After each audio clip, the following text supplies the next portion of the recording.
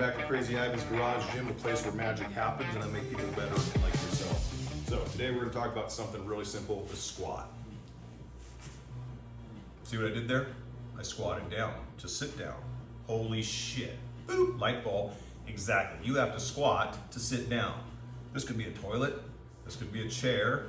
This could be a toilet or chair. Either way, I've got to squat to do it. So it's a really simple premise. The squat is probably the most functional of all the body weight movements out there. And the reason being is because you do it every single day. Whether you do it correctly, that's a slightly different question. So it is a simple functional movement that you need to hone in and dial in part of your repertoire. And I tell you what, body weight squats done at high repetition, good form, good range of motion, will kick your ass and leave you sore.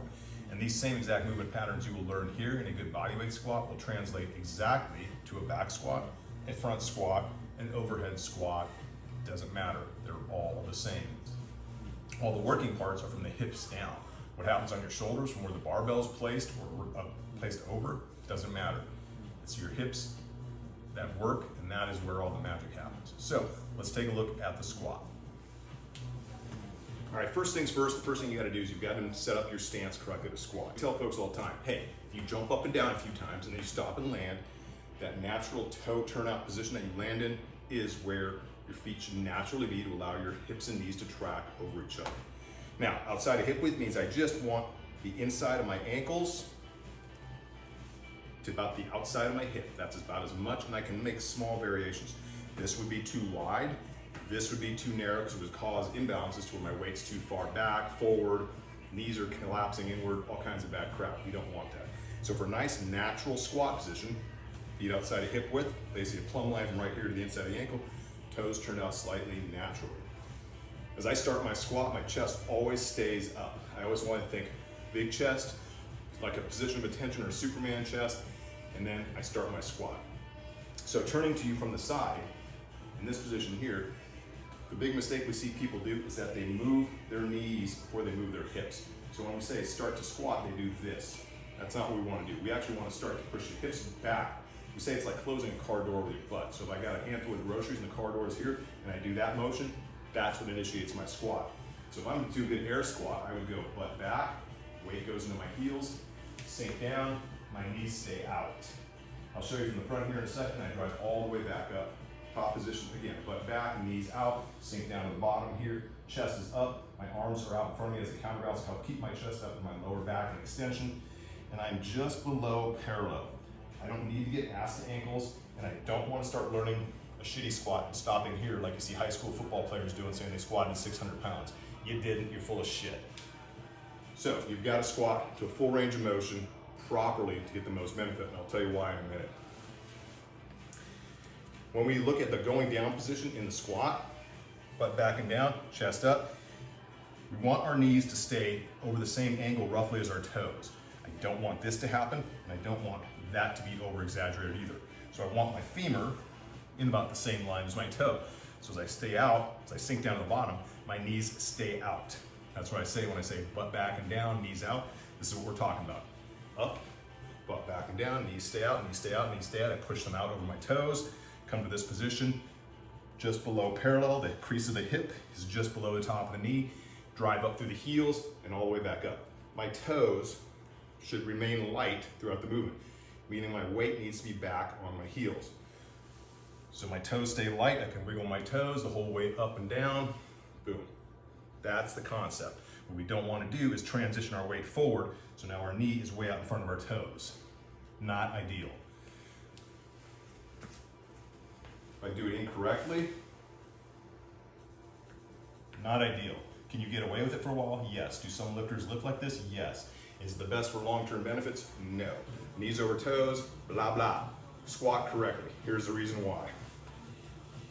We want you going back, butt back, knee in line with the front of the toe like this, weight on the heels, toes light, and knees out for a couple reasons. This below parallel position is extremely important for the health of your knees. Because as I drop down below parallel, we create tension from the hamstring, which connects down here on the bottom, the top of the tibia. That helps keep that knee pulled back into the actual knee joint itself versus loading forward where all the stress is now across the patellar tendon, pulling on the front of the tibia, and actually pulling the knee into a bad position. This overloads, what I'm saying, this is overloading the quad and the knee joint by pulling everything forward. If I push my butt back and down, the hamstrings are engaging because my knees are pushed out, and that is actually helping pulling the knee and the tibia back into the knee joint properly. So when we talk about being able to squat heavy weights successfully without knee injuries or keeping it beneficial for the knees, we're talking about that full range of motion. That's why it's so damn important to actually squat below parallel. Now, what you don't want to do is squat below parallel and look like a dog taking a shit. Totally proper. This will damage your lower back. You've gone slack in the hips, the hamstrings. You're coming out of a dead stop position in a really compromised position. That's not what we want. We want to maintain the structural integrity, so tight core, butt back and down, knees out, stay tight, stay tight, stay tight. My hips are really tight right here. Like I'm creating a spring almost. Drive off my heels back up. Boom. All day, every day. And that's how you develop a good squat. Now, when you transition to putting a barbell on your back, no difference. So, now we've got our barbell. Nothing changes. Placement of the bar, there's a whole different argument for that. For now, put it on your traps in whatever manner is comfortable and stay neutral. But as far as what happens on the waist down, exactly the same. Bar rests on the shoulders, elbows stay up and back, butt back and down, knees out, same exact range of motion.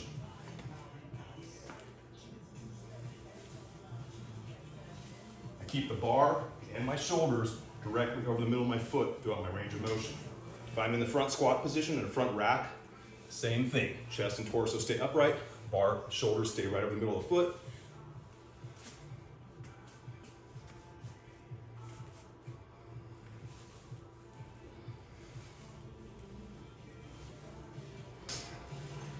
If you have access to a medicine ball, this is also a great tool just for learning a decent front squat position.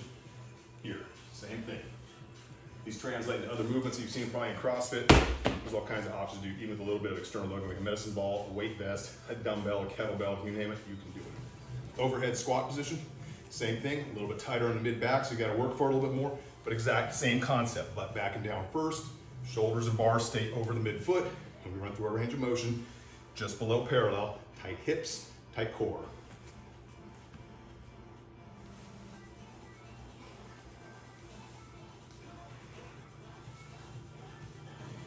One last thing about the squat. The spine is your structural stability. It keeps your body able to withstand all those forces loaded upon it and through a range of motion. So we always want to maintain that spinal integrity and that spinal neutrality. So what I mean by that is when you have a bar on your back, we don't ever look up at the ceiling. There's nothing to look at up there. Your spine and neck stay neutral. So this is the way I stand, this is the way I squat. So as I have a bar on my back, that chin stays neutral. I may even look down slightly to ensure that I keep my chin neutral. Same with it in the front rack, same with it overhead. We don't want to be looking up, we don't want to be looking down. Putting a change in the positioning of the spine, that's going to compromise the integrity of our spine later on. Like I said, the squat is an everyday functional movement that you need to learn. It's the one thing that'll probably keep you out of rest home more than anything else later on in life. You can sit down and stand up on your own power and your own accord, get yourself up off the ground later on in life. You're way ahead of the majority of the population now that can't even hold their own body weight up at 30 years of age, much less at 80. So think about what you're doing now and how that can benefit you. If you don't ever want to sit in there and push heavy weights, that's totally fine too. Light weights work great. Your body weight simply works great. Just mix it up from time to time. More reps, less reps. A variation of that squat, that body weight squat somehow. And later on you can work on different things like doing single leg squats like pistols.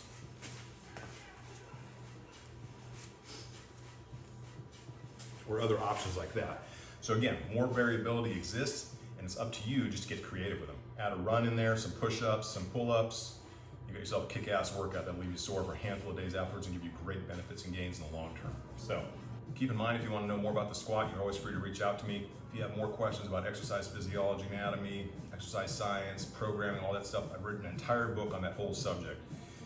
200 plus pages called the Centurion Strength and Conditioning Manual. It's available in my links, wherever those may be, from Amazon. You can order it there. Or if you just want to get the workouts and some of the concepts behind what I'm doing for my programming, that's also available in my links in an ebook format.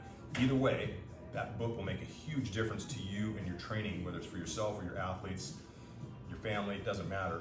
down the road and long-term benefits. So it's something I highly recommend. Take a look at it in our links. It's something you can reach out and grab quite easily. So coming up down the road, we're gonna look at a few other movements. We're gonna look at lunging, which is another great exercise for the lower body. It'll leave you wrecked, but you gotta do it correctly, and most people don't. We're gonna look at pull-ups. And yes, I know pull-ups are scary and they're hard, but it's gotta be one of the most basic movements you should master, to be able to pull yourself up, either onto something, over something, or off the ground at your own body weight. It doesn't have to be for 1,000 reps, but you can do a few reps like that, you're golden. And we'll show you some scaling options to do just that. Also gonna talk about burpees, because as much as people hate burpees, they are a great movement. Not only are they a great cardiovascular exercise, they're a great movement for learning to get yourself up off the ground if you fall down, which is quite simply what you're doing, a controlled fall to a controlled stand. Maybe it's uncontrolled both ways. Either way, you'll learn how to get up off the ground and your heart rate goes up, you get some fitness out of it. So stick around, we'll talk about stuff a little bit more as we go. In the meantime, stay strong, be good humans, take care of yourself, take care of the others around you, and peace out.